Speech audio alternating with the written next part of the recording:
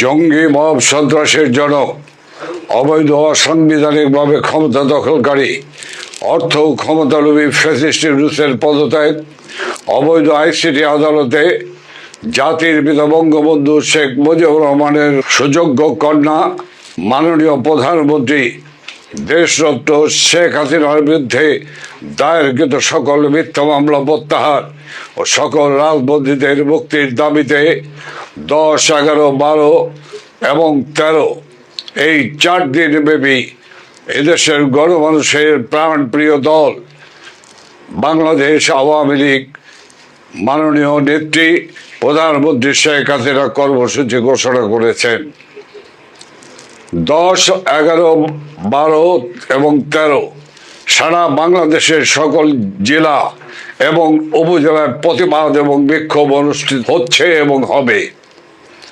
13 তারিখ সকাল থেকে সন্ধ্যা পর্যন্ত ঢাকা মহানগরীতে লকডাউন পালন করুন।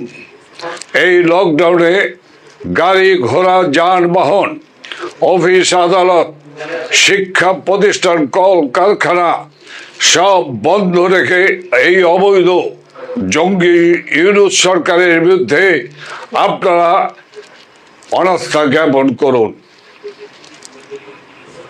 এই কর্মসূচি পালন করতে গিয়ে ইতিমধ্যে আমরা লক্ষ্য করছি সারা দেশের সকল আপামর জনসাধারণ এক গণজাগরণ সৃষ্টি করেছে।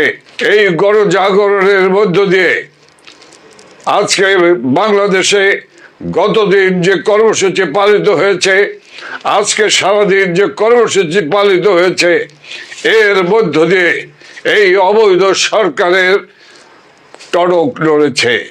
পায়ের তলার মাটি আজকে টলায়মান। আর সেই কারণেই হিংস্র হায়নার মতো ঝাঁপিয়ে পড়েছে আন্দোলনকারী এবং সাধারণ মানুষের উপরে ঝাঁপিয়ে পড়েছে। পরিষ্কারভাবে বলতে চাই, বাংলাদেশে যারা আইন শৃঙ্খলা রক্ষাকারী বাহিনী প্রশাসনের সঙ্গে যারা জড়িত আছেন, আমরা পরিষ্কারভাবে বলতে চাই, প্রশাসনের যারা রয়েছেন অতি উৎসাহী প্রশাসনের কর্মকর্তা কর্মচারী এবং আইন শৃঙ্খলা রক্ষাকারী বাহিনী অতি উৎসাহীরা যে আচরণ করছে, এই আচরণ জনগণ গ্রহণ করে না।